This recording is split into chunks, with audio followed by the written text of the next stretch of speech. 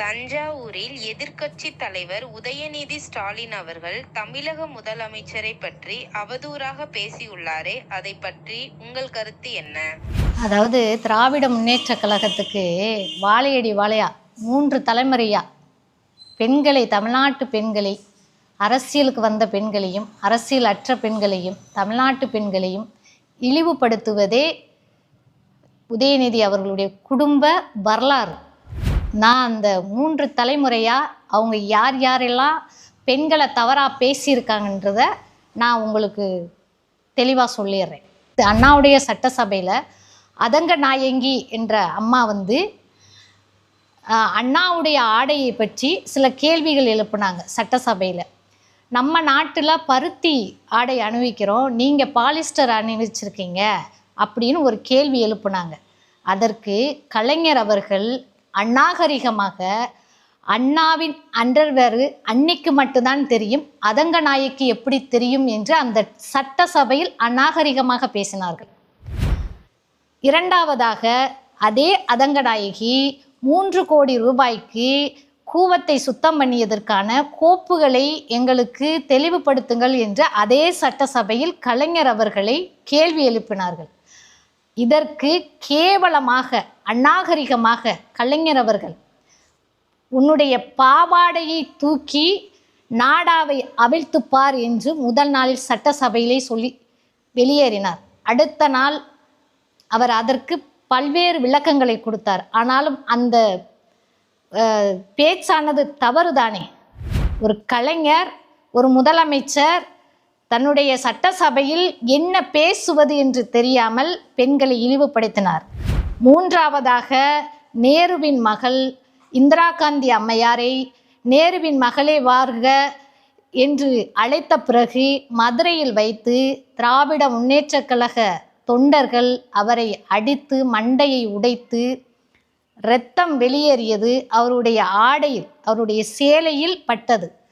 இதற்கு செய்தியாளர்களிடம் தெளிவுபடுத்துகிறார் கலைஞர் அவர்கள், அது மாதவிடாயினால் வந்த இரத்தம் என்று.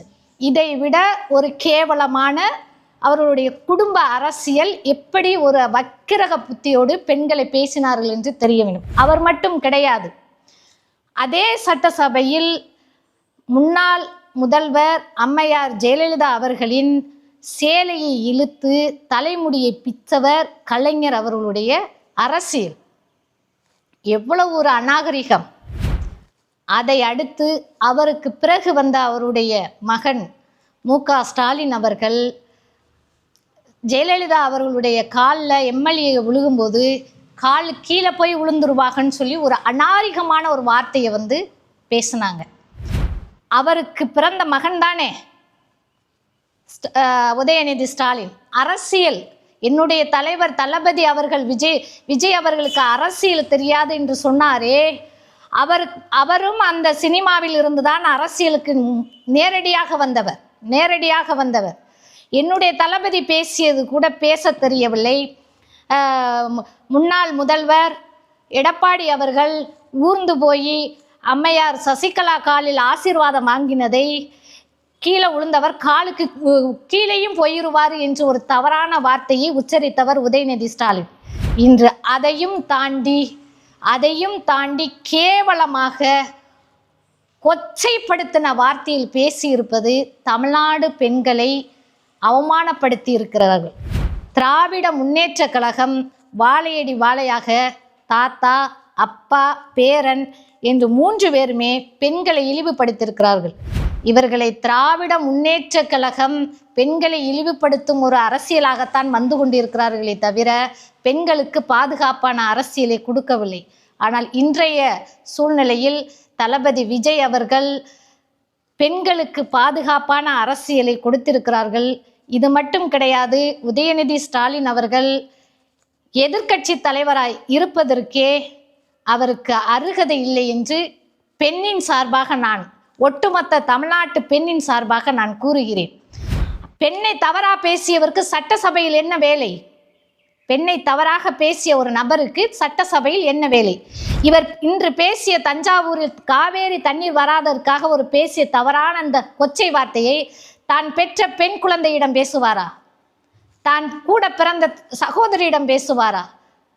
பெண்கள் அவருடைய கட்சியில் இருக்க பெண்களிடம் நடக்கின்ற பல கூட்டங்களுக்கு அவர் சென்று இருக்கிறார். அந்த பெண்களிடம் இந்த வார்த்தையை அவர் பேசுவாரா? தன் தாயிடம் அந்த வார்த்தையை பேசுவாரா?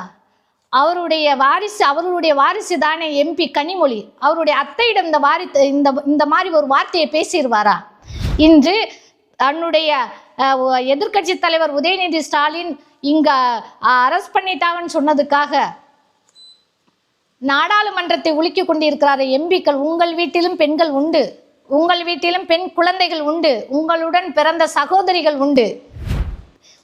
உண்மை என்னவென்றால் அவருடைய தலைமை அவரை கூப்பிட்டு கண்டித்திருந்திருக்க வேண்டும். பெண்களை இழிவாக பேசியதை கண்டித்திருந்திருக்க வேண்டும். அதை மறுத்து அவருக்கு சப்போர்ட் பண்ணுவது தமிழக அரசியலில் ஏற்றுக்கொள்ள முடியாது. இனிமேலும் திராவிட முன்னேற்ற கழகம் என்ற ஒரு அரசியல் கட்சியை தமிழ்நாடு மக்கள் தூக்கி போட்டால் ஒழிய பெண்களுக்கு பாதுகாப்பு உறுதியாகும் என்பதை தெளிவுபடுத்துகிறேன். இது அண்ணா திராவிட முன்னேற்ற கழக ஆட்சியும் கிடையாது, திராவிட முன்னேற்ற கழக ஆட்சியும் கிடையாது. எங்களுடைய தளபதி விஜய் அவர்களுடைய தமிழக வெற்றி கழகத்தின் ஆட்சி.